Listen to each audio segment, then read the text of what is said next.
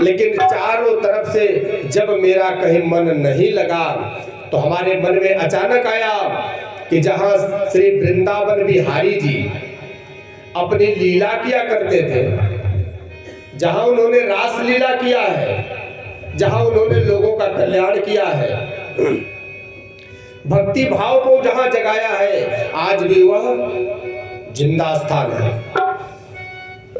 आज भी वहां का प्रभाव दिखता है। तो हम भी चले श्री वृंदावन बिहारी के श्री चरणों में चले। देखें तो नारद जी उन चारों कुमारों से ये बात बता रहे हैं बद्रीनाथ धाम में। नारद जी बोले कि वहां से हम चले आए वृंदावन। वृंदावन में जमुना जी के किनारे जा ही रहे थे कि अचानक मेरी दृष्टि पड़ी जहां पर कुछ स्त्रियां थी। उन स्त्रियों के बीच में एक स्त्री थी जो बैठी रो रही थी। पहले तो मेरा मन आया कि अगर वो रो रही है तो जरूर उसको कुछ न कुछ दुख होगा।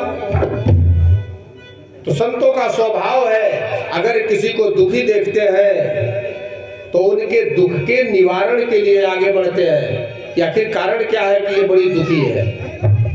चलो तुम इस विषय में जानते हैं। नारद जी के मन में आया। नारद जी बोले कि मैं कुछ ही दूर बढ़ा था तो अचानक मन में आया नहीं मैं इधर क्यों जाऊं, ये स्त्रियों का समाज है और स्त्रियों के समाज में जाकर मेरा कुछ कहना ठीक नहीं रहेगा।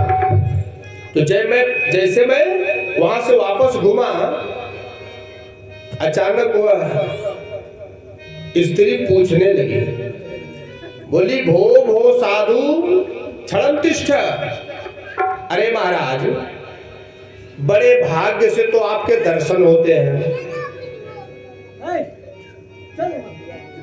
जब भाग्य जगता है, पुण्य उदय होता है, तब आप जैसे संतों का दर्शन होता है। और मेरा भाग्य आज उदय हुआ, आप जैसे संत का दर्शन हुआ और आप इधर आते आते अचानक घूम क्यों जा रहे हैं, क्या बात है? नारद जी बोले स्त्रियों का समाज देखा इसलिए मेरे मन में आया कि बीच में जाना ठीक नहीं है। लेकिन आप बताओ बात क्या है? और हम ये भी देख रहे हैं कि आपके आंखों में आंसू है, आप रो रही हो। आप हो कौन? अपने विषय में बताइए। शायद यदि आपको कोई दुख हो तो आप अपना दुख हमसे बताएं। हो सकता है आपके दुख को दूर करने के लिए मेरे पास कोई उपाय हो। तब वह स्त्री कहने लगी कि नारद जी, मैं हूं तरुण सुंदरी नहीं, सब भक्ति मुझे बतलाते हैं। मैं हूं तरुण सुंदरी नहीं, सब भक्ति मुझे बतलाते हैं। और यह ज्ञान वैराग्य दोनों रूप मेरे बेटे कहलाते हैं। मेरे रोने का कारण जानना चाहते हैं? तो मेरे रोने का कारण यही है महाराज। ये सामने जो दो पुरुष को देख रहे हैं, जो वृद्ध अवस्था के दिखाई दे रहे हैं, ये दोनों कोई और नहीं, ये दोनों मेरे बेटे हैं। मैं भक्ति हूं, वो भक्ति जो भगवान की कृपा से संत जन भक्त जन हृदय में धारण करते हैं, मैं वो भक्ति हूं। मैं कोई सुंदरी नहीं, अपने रूप का यहाँ कोई प्रदर्शन नहीं करने आई हूँ। और ये जो मेरे साथ 5-7 स्त्रियों को आप देख रहे हैं, ये गंगा जमुना सरस्वती नर्मदा कृष्णा कावेरी हैं। ये लोग मेरी सेवा में लगी हैं, मुझे सांत्वना दे रही हैं कि घबराइए मत, सब ठीक हो जाएगा। मुझे शांत करा रही हैं, मेरे आंसू पोंछ रही हैं। तो महाराज, मेरे रोने का कारण अगर आप जानना चाहते हैं तो यही कारण है, क्योंकि मैं स्त्री हूं और मैं जवान हूं। मेरी अवस्था तरुणाई की है। और ये जो दोनों सामने वृद्ध अवस्था में है, अचेत है, बेहोश पड़े हैं, जानते हैं ये दोनों मेरे बेटे हैं। एक का नाम ज्ञान और दूसरे का नाम वैराग्य है। दुनिया के लोग देखते हैं तो मेरी हंसी उड़ाते हैं, कहते हैं वाह क्या जमाना आ गया है, बेटे बूढ़े हो गए हैं और माता जवान पड़ी है। माता जवान है और बेटे बूढ़े हैं। क्या समय आ गया है। और लोग देख देख के मेरी हंसी उड़ाते हैं, हाथ दिखा दिखा कर हंसते हैं। लेकिन जानते हैं ऐसा कैसे हुआ? द्वापर तक भरी जवानी थी। जब तक भगवान कृष्ण इस धराधाम पर थे, द्वापर युग चल रहा था, तब तक मेरे दोनों बेटे जवान थे, हिष्ट पुष्ट थे। क्योंकि उस समय ज्ञान वैराग्य का मान्यता था। लोग ज्ञान को भी रखते थे और वैराग्य को भी धारण करते थे।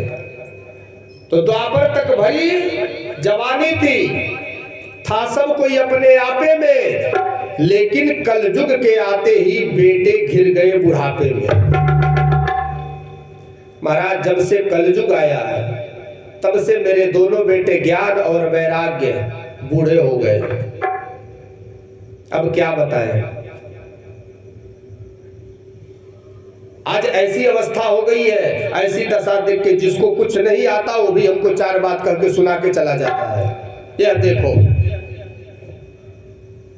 तो बड़े भाग्य से आप जैसे संत का दर्शन हुआ है, इसलिए कोई उपाय करिए। मैं इस दुख को सहन नहीं कर पा रही हूँ, मेरे इस दुख को दूर कीजिए।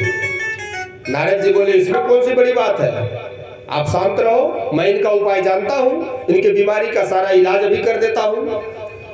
बोले महाराज अति कृपा होगी अगर आप इसका इलाज कर दे तो। नारद जी वहां बैठ गए और दोनों के कान के पास बैठकर वैदिक मंत्र का उच्चारण करने लगे। वेद मंत्र को उन्होंने बोलना शुरू किया। तो जब वेद मंत्र का आवाज कान में गया तो कुछ चेतना आई, आंख खुला, शरीर थोड़ा हिला डुला, चेतना आई, आंख खुला, कुछ लगा कि हाँ बल, जैसे दवा काम करता है, तो कुछ शरीर में बल आया। फिर गीता पाठ सुनाने लगे। गीता पाठे मुहुर्मुहु, बारंबार सुनाए, उससे भी कुछ शक्ति मिली। थोड़ा हिष्ट पुष्ट हुए, बैठ गए, उनको लगा कि हाँ हम स्वस्थ हो गए। और जैसे नारद जी बोलना बंद कर दिए वैसे फिर गिर गए, तुरंत गिर गए। भक्ति मैया देखकर बड़ी अचंभित रह गई। अरे महाराज ये क्या हुआ, आपने जो उपाय किया था उससे ये ठीक तो हुए, लेकिन फिर अचानक क्या हो गया? बोले देवी अब क्या बताएं, हमें खुद ही समझ में नहीं आ रहा है कि ये जो दवा इनको दिया जा रहा है ये काम असर तो किया, लेकिन अस्थायी रूप से क्यों नहीं काम कर रहा है, जड़ से क्यों नहीं काम कर रहा है। तो नारद जी फिर से सुनाने लगे, फिर से वही हाल हुआ। तब आकाशवाणी हुआ कि नारद जी अगर आप चाहते हैं भक्ति ज्ञान वैराग्य के दुख दूर हो जाए तो इनके लिए एक उपाय करो। बोले कौन सा उपाय, कौन सा उपाय करना है महाराज? बोले इनके लिए सत्संग कराओ। सत्संग कराओ। अब सत्संग कराने के लिए नारद जी सोचे हम तो ही हैं, लेकिन अगर हमसे नहीं हो पा रहा है तो हमसे भी बड़ा कोई संत चाहिए। तो कलयुग रहने से नारद जी बताए उन चारों कुमारों से, ब्रह्मा जी के चारों मानस पुत्र से, सनक सनंदन सनातन सनत कुमार से, कि कलयुग होने से इच्छा अनुसार कोई संत नहीं मिला। मैं श्री धाम वृंदावन से संत ढूंढते ढूंढते बद्रीनाथ धाम पहुंचा।